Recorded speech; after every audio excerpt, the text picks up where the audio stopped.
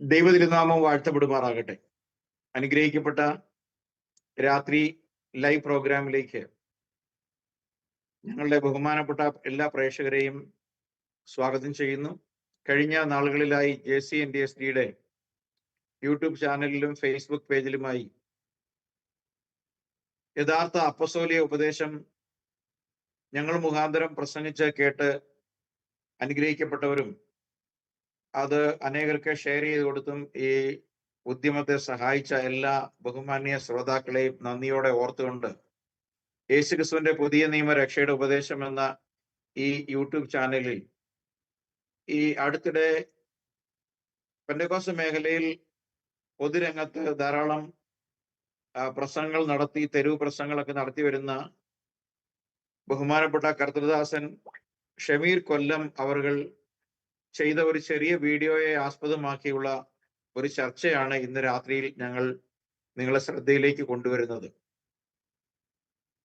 അദ്ദേഹം പറയുന്നത്, ആ വീഡിയോയിൽ നിങ്ങൾ കേട്ടു നോക്കുക, തൊട്ടു പിന്നാലെ വീഡിയോ പ്ലേ ചെയ്യുന്നതായിരിക്കും. അദ്ദേഹം പറയുന്നത് കത്തോലിക്കരാണ് അവർക്ക് ഈ ബൈബിൾ കൊടുത്തത്, ഈ ബൈബിളിൽ കൊടുത്തതെല്ലാം അവർ വിശ്വസിക്കുന്നു എന്ന് പറഞ്ഞുകൊണ്ട് തള്ളേണ്ടത് തള്ളിയും കൊള്ളേണ്ടത് കൊണ്ടും മുന്നോട്ട് പോകുന്ന ആളുകളാണ് പെന്തക്കോസ്ത് സമൂഹങ്ങൾ എന്ന് പറഞ്ഞുകൊണ്ട് അദ്ദേഹം ബൈബിൾ, കറുത്ത ബൈൻഡിട്ട ബൈബിൾ ഉയർത്തി കാണിക്കുന്നുണ്ട്.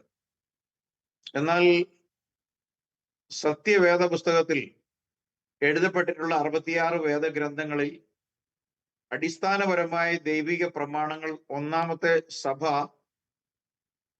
പഠിപ്പിക്കുകയും വിശ്വസിക്കുകയും പ്രമാണിക്കുകയും ചെയ്തു പോകുന്ന സത്യങ്ങൾ അപ്പാടെ നിരാകരിച്ചിട്ടുള്ള ഒരു ഗ്രൂപ്പാണ് പെന്തക്കോസ്ത് ഗ്രൂപ്പ് എന്ന് നമുക്കറിയാം. അപ്പോൾ എന്താണ് പെന്തക്കോസ്റ്റൽ സമൂഹം കൊണ്ടിട്ടുള്ളതും എന്താണ് പെന്തക്കോസ്റ്റൽ സമൂഹം തള്ളിക്കളഞ്ഞത് എന്നും ആണ് വസ്തുതാപരമായി ഇന്ന് ഞങ്ങൾ ചിന്താ വിഷയമായി നിങ്ങളുടെ മുമ്പിലേക്ക് കൊണ്ടുവരുന്നത്. കത്തോലിക്കരോ അല്ലെങ്കിൽ നാമമാത്ര ബൈബിൾ പഠനവും ബൈബിൾ കൂടാതെയുള്ള ശുശ്രൂഷകൾ നിർവഹിക്കുകയും ചെയ്യുന്ന പട്ടത്ത സഭകൾ എന്തെല്ലാം തള്ളിക്കളഞ്ഞിട്ടുണ്ടോ എന്നുള്ളതല്ല ദൈവത്തിന്റെ വചനത്തിന് മുമ്പിലുള്ള വിഷയം എന്ന് നമുക്ക് എല്ലാവർക്കും അറിയാം.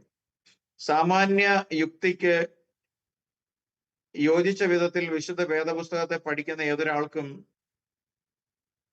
വിവേകപൂർവമായി ചിന്തിച്ചു കഴിഞ്ഞാൽ ദൈവവചനം പൂർണ്ണമായും ഉൾക്കൊണ്ടിട്ടുള്ള സഭകളാണോ വേർപാട് സഭകള എന്ന് പറയപ്പെടുന്ന ബാപ്റ്റിസ്റ്റ്, ബ്രദറൻ, പെന്തക്കോസ്റ്റൽ സമൂഹങ്ങൾ എന്നുള്ളത് ഇന്നും ചോദ്യചിഹ്നമായി അവരുടെ മുമ്പിൽ നിൽക്കുന്നുണ്ട്. എന്നാൽ തിരുവെഴുത്തുകളെ സംബന്ധിച്ച് അവരുന്നയിക്കുന്ന അവകാശവാദങ്ങൾ ഇന്ന് ഞങ്ങൾ ഇവിടെ പ്ലേ ചെയ്ത് കാണിക്കുന്ന വീഡിയോയ്ക്ക് ശേഷം ഞങ്ങൾ അതിലെ കാര്യമാത്ര പ്രസക്തമായ കാര്യങ്ങൾ ചർച്ചയ്ക്കെടുക്കുന്നത് വഴി ഞങ്ങളുടെ ശ്രോതാക്കൾക്കും കൂടാതെ സത്യത്തെ സത്യമായി അന്വേഷിച്ച് കണ്ടെത്തുവാൻ പരിശ്രമിക്കുന്നവർക്കും വ്യക്തമായി ബോധ്യമാകുന്ന തലത്തിൽ ആ വിഷയത്തെ സംബന്ധിച്ചുള്ള ഒരു ചർച്ചയാണ് ഞങ്ങൾ ഇന്ന് ദിവസം നിങ്ങളുടെ മുമ്പിൽ അവതരിപ്പിക്കാനായിട്ട് പോകുന്നത്. അപ്പൊ അതിനുവേണ്ടി ഒരു ചെറിയ വീഡിയോ ക്ലിപ്പാണ് അദ്ദേഹത്തിന്റെ പ്രസംഗമായി ഇന്ന് ഞങ്ങൾ പ്ലേ ചെയ്ത് നിങ്ങളുടെ മുമ്പിലേക്ക് കൊണ്ടുവരുന്നത്. ഈ വിഷയത്തെ ആധികാരികമായി സമീപിച്ച് ചർച്ച ചെയ്യേണ്ടതിന് വേണ്ടി ഇന്ന് രാത്രി കർത്താവിന്റെ ദാസൻ പാസ്റ്റർ ജോയ്ക്ക് ജോസഫ് കൊച്ചിയിൽ നിന്ന് ഞങ്ങളുടെ കൂടെ ജോയിൻ ചെയ്തിട്ടുണ്ട്. അതുപോലെ ബ്രദർ സൈമൺ ഷാർജയിൽ നിന്നും ജോയിൻ ചെയ്തിട്ടുണ്ട്. ഒപ്പം ബ്രദർ വിൽസൺ, അദ്ദേഹം അല്പസമയത്തിന് ശേഷം അദ്ദേഹത്തിന്റെ ചില അത്യാവശ്യങ്ങളുമായിട്ട് കടന്നു പോകും എന്നുള്ളത് കൊണ്ട് അദ്ദേഹം ഇപ്പോൾ ഇവിടെ ഉണ്ട് എങ്കിലും അദ്ദേഹത്തിന്റെ ഒരു വ്യക്തിപരമായ കാര്യത്തിന് വേണ്ടി അദ്ദേഹം പുറത്തു പോകാനിരിക്കുന്നതുകൊണ്ട് സമയത്തിന്റെ ലഭ്യത അനുസരിച്ച് അദ്ദേഹം പിന്നീട് കടന്നു വന്ന് ജോയിൻ ചെയ്യുന്നതായിരിക്കും. അതോടൊപ്പം നിങ്ങളോടൊപ്പം ഈ വിഷയത്തെ സംസാരിക്കുന്നതിന് കർത്താവ് എനിക്കും ഒരവസരം നൽകിയതിനായി ഞാൻ ദൈവത്തെ സ്തുതിക്കുന്നു. വീഡിയോ കണ്ടിട്ട് നമുക്ക് അതിന്റെ വിശകലനത്തേക്ക് മടങ്ങി വരാം.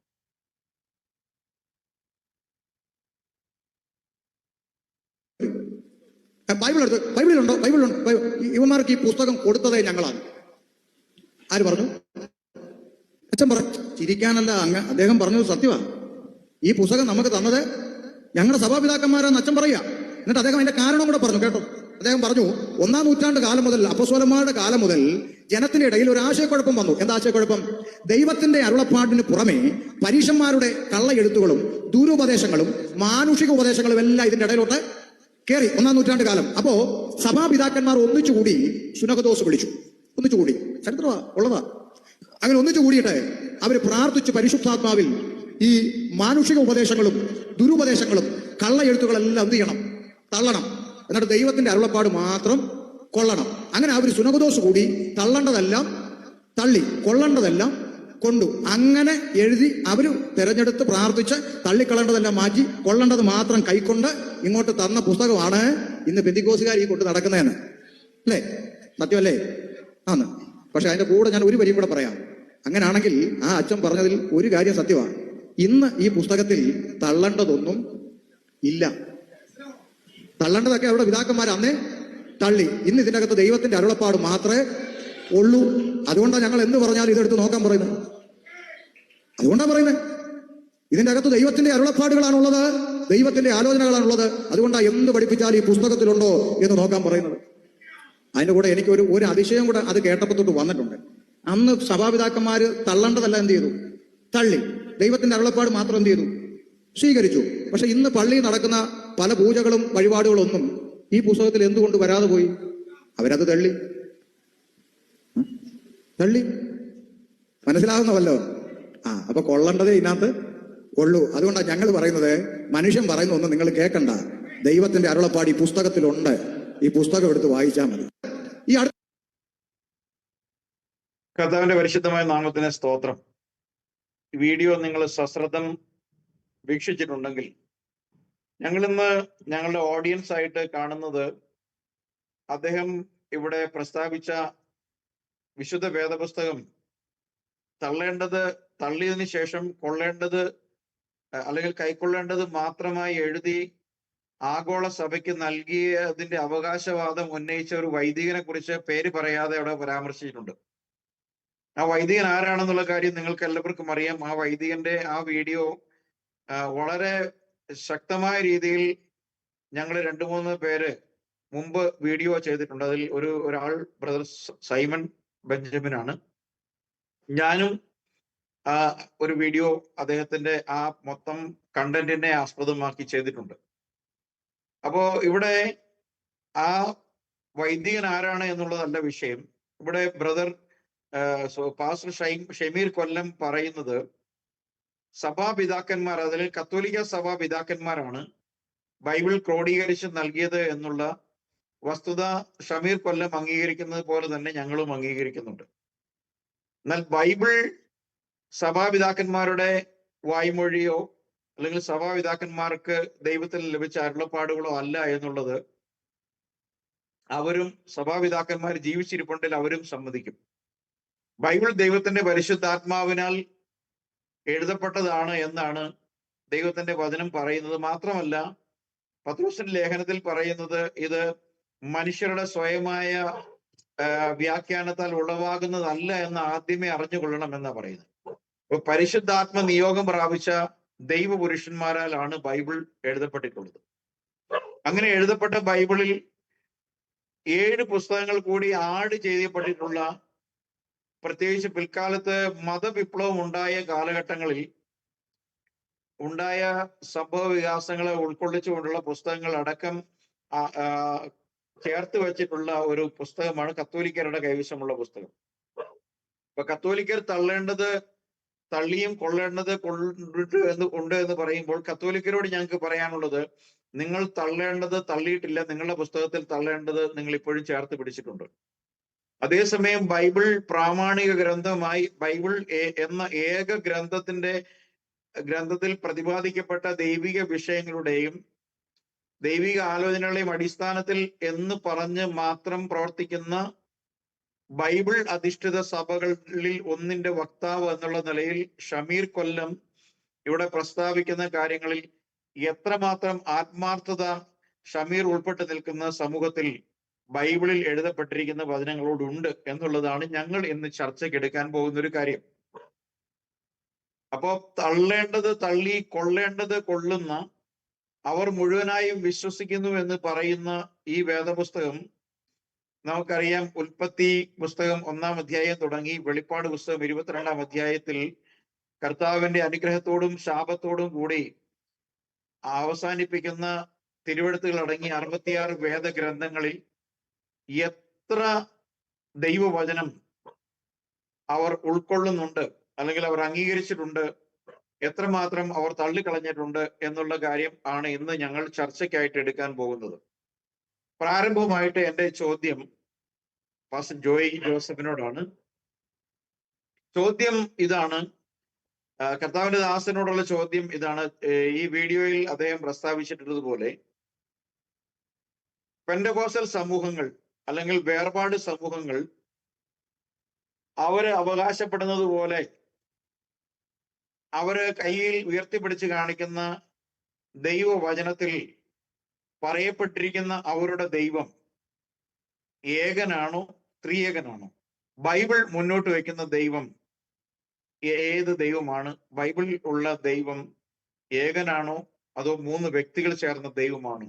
ഇതുമായി ബന്ധപ്പെട്ട ഒരു വിശദീകരണമാണ് ഞാൻ ആദ്യമായിട്ട് ആഗ്രഹിക്കുന്നത്. ഈ പെന്തക്കോസ്റ്റൽ സമൂഹം വിശ്വസിക്കുന്ന ദൈവിക സങ്കല്പം അല്ലെങ്കിൽ ദൈവത്വം എങ്ങനെയാണ്, ബൈബിൾ പറയുന്ന ദൈവത്വം എങ്ങനെയാണ് എന്നുള്ളതാണ്.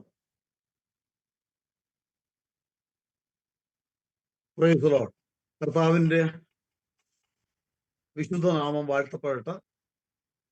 കർത്താവിന്റെ ദാസൻ ജോസ് വർഗീസ് ഭാഷ ചോദിച്ച ചോദ്യം വളരെ നല്ലൊരു ചോദ്യമാണ്. ഷമീർ കൊല്ലം സുവിശേഷ വേലയിൽ പ്രവർത്തിക്കുന്ന അദ്ദേഹം ഇപ്പോൾ നാം കേട്ട വീഡിയോ അനുസരിച്ച് താൻ പറഞ്ഞത് തള്ളേണ്ടത് തള്ളി കൊള്ളേണ്ടത് കൊണ്ടു എന്ന് അദ്ദേഹം പറയുന്നത് വാസ്തവത്തിൽ ദൈവജനം പഠിക്കുന്ന ഏതൊരു വ്യക്തിക്കും മനസ്സിലാകും അത് വ്യാജമാണ്. ഇദ്ദേഹം പണ്ട് JCNDST എന്ന ഗ്രൂപ്പിലൂടെ ഇദ്ദേഹം പണ്ട് തൃത്വം എന്നുള്ള വിഷയത്തെ ആസ്പദമാക്കി പറഞ്ഞപ്പോൾ അതിന് ഞങ്ങൾ മറുപടി കൊടുത്തതാണ്. അദ്ദേഹം അതിന് മറുപടി ഒന്നും തന്നിട്ടില്ല. എങ്കിലും ഇതും വളരെ പ്രധാനപ്പെട്ട വിഷയമാണ്. കാരണം ബൈബിളിൽ ഉള്ളത് മാത്രമേ വിശ്വസിക്കുന്നു എന്നാണ് ഷമീർ കൊല്ലം പറഞ്ഞതിന്റെ സാരം. തികച്ചും അത് തെറ്റാണ്. അവര് ബൈബിളിൽ ഉള്ളത് മാത്രം വിശ്വസിക്കുന്നതല്ല. ബൈബിളിൽ ആവശ്യമില്ലാത്ത പലതും അവർ ആവശ്യമുള്ളത് എന്ന് തെറ്റിദ്ധരിച്ച് അവരുടെ കൈവശം വിൽക്കുന്നവരാണ്, കൊണ്ടു നടക്കുന്നവരാണ്, പ്രസംഗിക്കുന്നവരാണ്. ഇപ്പോ കർത്താവിന്റെ ദാസൻ ചോദിച്ചു, ബൈബിൾ പഠിപ്പിക്കുന്ന ദൈവം ഏകനാണോ ത്രിയേകനാണോ? സത്യത്തിൽ ത്രിയേകൻ എന്നുള്ള വാക്ക് തന്നെ വ്യാജമാണ്. ത്രിയേകൻ അതിന്റെ അർത്ഥം എന്താ? 3 ഏകൻ. തൃത്വം ദൈവം ഏകൻ എന്ന് പഴയ നിയമം മുഴുവൻ പുതിയ നിയമത്തിലും നമ്മൾ വ്യക്തമായി കാണുമ്പോൾ, അതിനുശേഷം ദൈവം ഏകൻ എന്ന് പഠിപ്പിക്കുമ്പോൾ മറ്റൊരു കാര്യവും കൂടെ ദൈവജനം പഠിക്കുന്ന ഈ ഷമീർ കൊല്ലം ഉൾപ്പെടെ താൻ ഉൾപ്പെട്ടു നിൽക്കുന്ന സമൂഹം അല്ലെങ്കിൽ തന്റെ പ്രസംഗം കേൾക്കുന്ന വ്യക്തികൾ ഗ്രഹിക്കേണ്ട ഒരു കാര്യവും കൂടെ ഞാൻ സൂചിപ്പിക്കാം. ഒന്നാമത്, ഇവിടെ വായിക്കാൻ താല്പര്യപ്പെടുന്ന ഒരു ആവർത്തനം 4:1 മുതൽ 2 വരെയുള്ള വാക്യങ്ങളാണ്. നിങ്ങൾ ജീവിച്ചിരിപ്പാനും നിങ്ങളുടെ പിതാക്കന്മാരുടെ ദൈവമായ യഹോവ നിങ്ങൾക്ക് തരുന്ന ദേശം ചെന്ന് അവകാശമാക്കുവാനും തക്കവണ്ണം നിങ്ങൾ അനുസരിച്ച് നടക്കേണ്ടതിന് ഞാൻ നിങ്ങളോട് ഉപദേശിക്കുന്ന ചട്ടങ്ങളും വഴികളും കേൾപ്പിൻ. നിങ്ങളുടെ ദൈവമായ യഹോവയുടെ കൽപ്പനകളെ നിങ്ങൾ പ്രമാണിക്കണം. ഞാൻ നിങ്ങളോട് കൽപ്പിക്കുന്ന വചനത്തോട് കൂട്ടുകയോ അതിൽ നിന്ന് കുറയ്ക്കുകയോ ചെയ്യരുത്. ഇവിടെ കാണുന്നത് തന്നെ വചനത്തോട് കൂട്ടരുത്, അതിൽ നിന്ന് കുറയ്ക്കുകയും അരുത് എന്നാണ് വിശുദ്ധ ബൈബിൾ വളരെ വ്യക്തമാക്കി നമ്മെ പഠിപ്പിക്കുന്നത്. അപ്പോൾ ഈ വചനത്തിന്റെ വെളിച്ചത്തിൽ നമ്മൾ നോക്കുക, നിങ്ങൾ ജീവിച്ചിരിക്കേണ്ടതിന്, നിങ്ങൾക്ക് വേണ്ടി ദൈവം കരുതിയിരിക്കുന്ന ആ ദേശത്ത് ചെല്ലേണ്ടതിന് നിങ്ങൾ കർത്താവിന്റെ കൽപ്പന അനുസരിക്കണം. അത് കൂട്ടാൻ പാടില്ല, കുറയ്ക്കാനും പാടില്ല. കൂട്ടിയാലും കുറച്ചാലും എന്താണ് യെശയ്യാവ് വെളിപ്പാട് 22:18 വായിക്കുമ്പോൾ അതിനോട് ആരെങ്കിലും കൂട്ടിയാൽ ഈ പുസ്തകത്തിൽ എഴുതിയ ബാധകളെ ദൈവം അവന് വരുത്തും. ഈ പ്രവചന പുസ്തകത്തിലെ വചനത്തിൽ നിന്ന് ആരെങ്കിലും വല്ലതും നീക്കിക്കളഞ്ഞാൽ ഈ പുസ്തകത്തിൽ എഴുതിയിരിക്കുന്ന ജീവവൃക്ഷത്തിലും വിശുദ്ധ നഗരത്തിലും അവനുള്ള അംശം ദൈവം നീക്കിക്കളയും. സദൃശവാക്യം 30:6. അവന്റെ വചനത്തോട് നീ ഒന്നും കൂട്ടരുത്, അവൻ നിന്നെ വിസ്തരിച്ചിട്ട് കള്ളനാകുവാൻ ഇടവരരുത്. ഈ വചനത്തിന്റെ വെളിച്ചത്തിൽ ബൈബിൾ പഠിപ്പിക്കുന്നു, വചനത്തോട് കൂട്ടുന്നവൻ കള്ളനാണ്, അതിൽ നിന്ന് എടുത്തു കളയുന്നവൻ കള്ളനാണ്. നമുക്ക് പുതിയ നിയമസഭയ്ക്ക് അങ്ങനെ മറ്റൊരുവനെ കള്ളൻ എന്ന് വിളിക്കുവാനുള്ള അവകാശമില്ലാത്തതുകൊണ്ട് ബൈബിൾ വിളിച്ചോട്ട് ഞങ്ങൾ വിളിക്കുന്നില്ല. ഈ നിലയിൽ ഈ ഷമീർ കൊല്ലം ഒരു ഭയങ്കര തള്ളാ തള്ളിയത്. കാരണം എന്താ? ദൈവം ഏകനെന്ന് പഠിപ്പിക്കുമ്പോൾ അതിന്റെ ഇടതുവശത്ത് ഒരു ത്രിയങ്കട കൂട്ടിച്ചേർത്ത് ത്രിയേകനെന്ന് വിളിക്കുന്ന അല്ലെങ്കിൽ ത്രിയേകനാണെന്ന് പഠിപ്പിക്കുന്ന ഷമീർ കൊല്ലം തള്ളേണ്ടത് തള്ളിയും കൊള്ളേണ്ടത് കൊണ്ട് മുൻപോട്ട് പോകുന്നു എന്ന് പറയുന്നത് വെറും വ്യാജമാണ്. ഇങ്ങനെയുള്ള വ്യാജം ജനങ്ങളെ പഠിപ്പിക്കരുത്. ജനങ്ങളെ പഠിപ്പിച്ചിട്ട് തങ്ങൾ എന്തോ ദൈവസഭയുടെ അംഗമാണ് എന്നുള്ള നിലയിലേക്ക് ജനങ്ങളെ തെറ്റിദ്ധരിപ്പിച്ചാൽ ദൈവജനം എന്താ പറയുന്നത്? അതിനോട് ആരെങ്കിലും കൂട്ടിയാൽ ഈ പുസ്തകത്തിൽ എഴുതിയ ബാധകളെ ദൈവം അവന് വരുത്തും. ഈ പ്രവചന പുസ്തകത്തിലെ പ്രവചനത്തിൽ നിന്ന് ആരെങ്കിലും വല്ലതും നീക്കിക്കളഞ്ഞാൽ ഈ പുസ്തകത്തിൽ എഴുതിയിരിക്കുന്ന ജീവപുസ്തകത്തിലും വൃക്ഷത്തിലും വിശുദ്ധ നഗരത്തിലും അവനുള്ള അംശം ദൈവം നീക്കിക്കളയും. അങ്ങനെയെങ്കിൽ ജീവ വൃക്ഷത്തിലും അതുപോലെ സ്വർഗീയ അവകാശത്തിൽ അംശമുണ്ടോ? ഈ തൃത്വം പഠിപ്പിക്കുന്ന, ഈ ത്രിയേകം പഠിപ്പിക്കുന്നവർക്ക് അവകാശമുണ്ടോ? ദൈവം ഏകനെന്ന് പഠിപ്പിക്കുമ്പോൾ ത്രിയേകനെന്ന് പഠിപ്പിക്കുന്ന ഈ തത്വജ്ഞാനവും വെറും വഞ്ചനയുമാകുന്ന ഈ ഉപദേശം പിടിച്ചിരിക്കുന്ന ഷമീർ, താങ്കൾ എന്താണ് തള്ളിയത്? താങ്കൾ എന്താണ് കൊണ്ടത്? അതൊന്ന് ചിന്തിക്കുന്നത് നല്ലതായിരിക്കും എന്ന് പറഞ്ഞ് എൻ്റെ ഈ എന്നോട് ചോദിച്ച ചോദ്യത്തിന് ചെറിയ ഒരു ആൻസർ തന്നത് മതിയാകും എന്ന് ചിന്തിക്കുന്നു. തീർച്ചയായിട്ടും വളരെ തൃപ്തികരമായ രീതിയിൽ, പ്രത്യേകിച്ച് പഴയ നിയമത്തിൽ ആവർത്തന പുസ്തകത്തിൽ നിന്നും പുതിയ നിയമത്തിൽ നിന്നും വ്യക്തമായ മറുപടി പാസ്റ്റർ നൽകി. നമ്മുടെ വായനക്കാർ അല്ലെങ്കിൽ കേൾവിക്കാർ അത് സശ്രദ്ധം പരിശോധിക്കുമെന്നും ഞങ്ങൾ ആത്മാർത്ഥമായിട്ട് വിശ്വസിക്കുകയാണ്. തുടർന്ന് ഞാൻ ചോദിക്കാൻ പോകുന്നൊരു കാര്യം ബ്രദർ സൈമനോടാണ്. ബ്രദർ സൈമൺ, ഇവിടെ നമ്മൾ അദ്ദേഹത്തിന്റെ ചെറിയ വീഡിയോയിൽ നിന്ന് കേട്ടത്, ഇവര് കൈക്കൊണ്ട് സ്വീകരിച്ചതായി അവർ ഉയർത്തിപ്പിടിക്കുന്ന പുസ്തകത്തിൽ ദൈവകൃപയാൽ അതേ പുസ്തകം തന്നെയാണ് നമ്മളും ഉയർത്തിപ്പിടിക്കുന്നത്.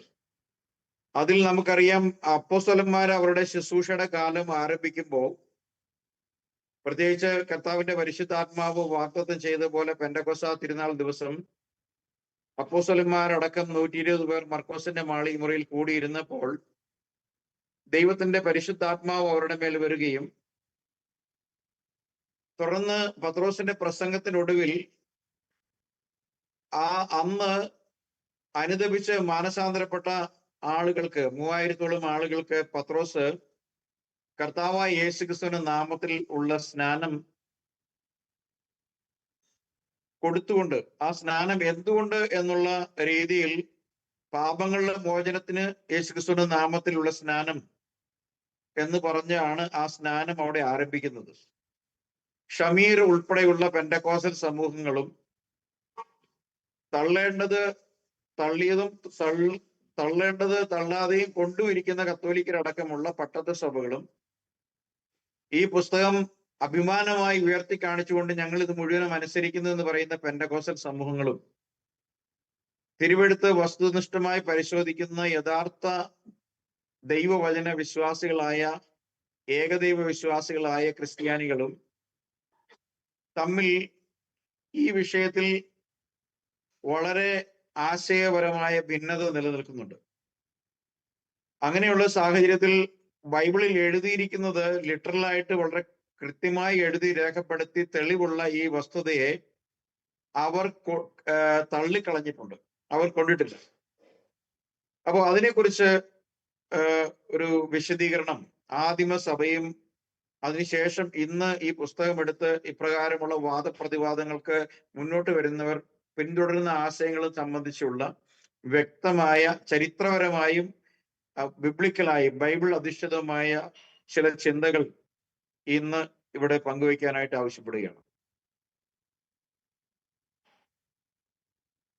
Praise the Lord. നമ്മുടെ സൂമിന്റെ ടൈം ഉള്ളു, 10 മിനിറ്റ് ആവും ക്ലോസ് ആവും. ഓക്കെ, എന്തോ എനിക്ക് തോന്നുന്നത് അതിന്റെ ഇതായിട്ടുണ്ട്. ഓക്കെ, സോ നല്ലൊരു ചോദ്യമാണ്.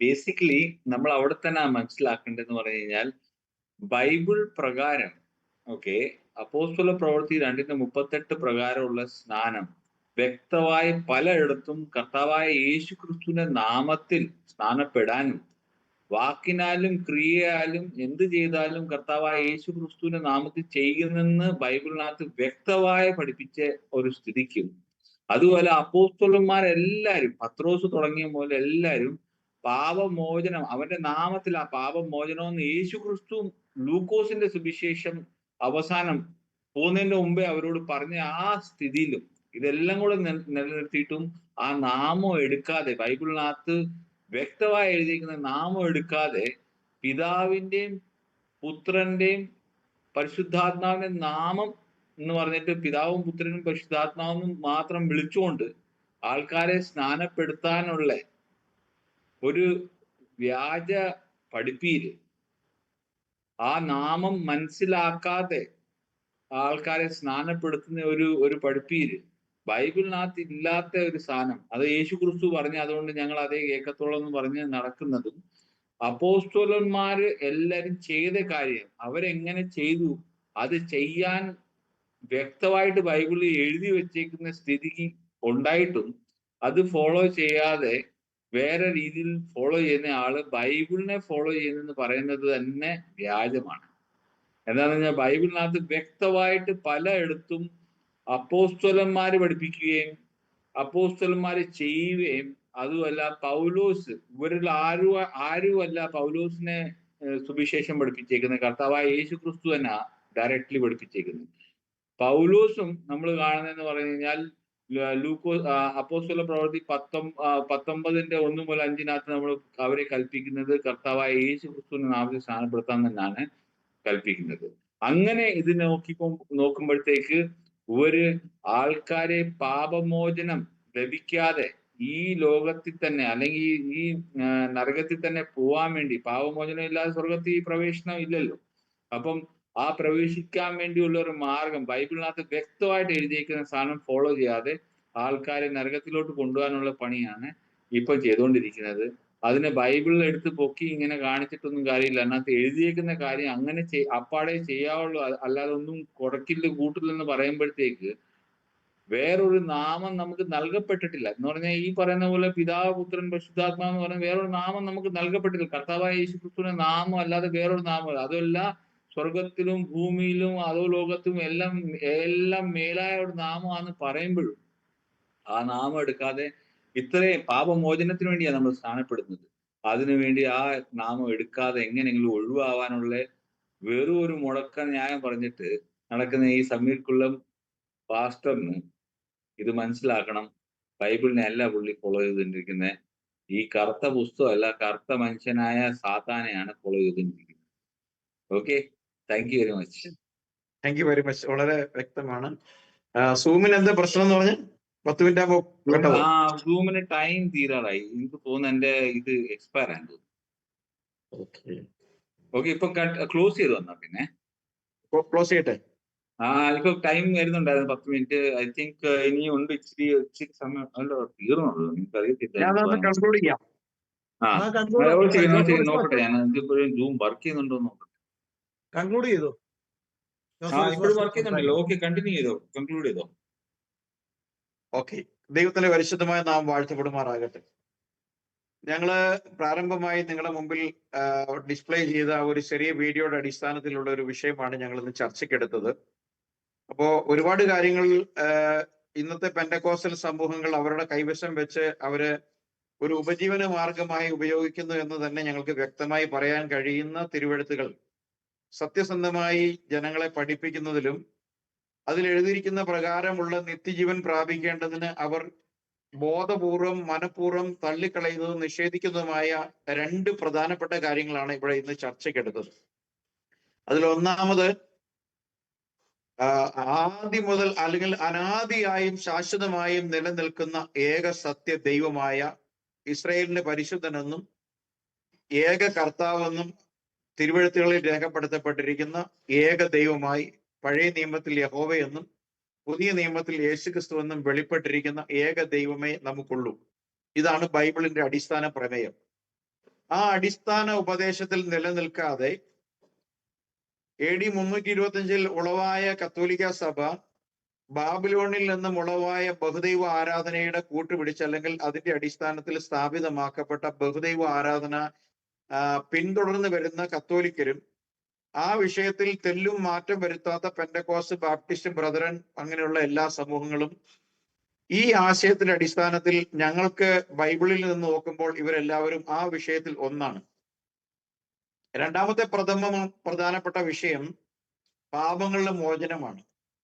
അതിന് ബൈബിളിൽ വച്ചിരിക്കുന്ന വ്യവസ്ഥാപിതമായ മാർഗം പാപമോചനത്തിനായി യേശുക്രിസ്തുവിന്റെ നാമത്തിൽ സ്നാനമേൽക്കുക എന്നുള്ളതാണ്. അത് യേശുവിന്റെ കൽപ്പനയാണ്. അവന്റെ നാമത്തിൽ മാനസാന്തരവും പാപമോചനം യെരൂശലേമിൽ തുടങ്ങി സകല ജാതികളിലെയും പ്രസംഗിക്കപ്പെടണം.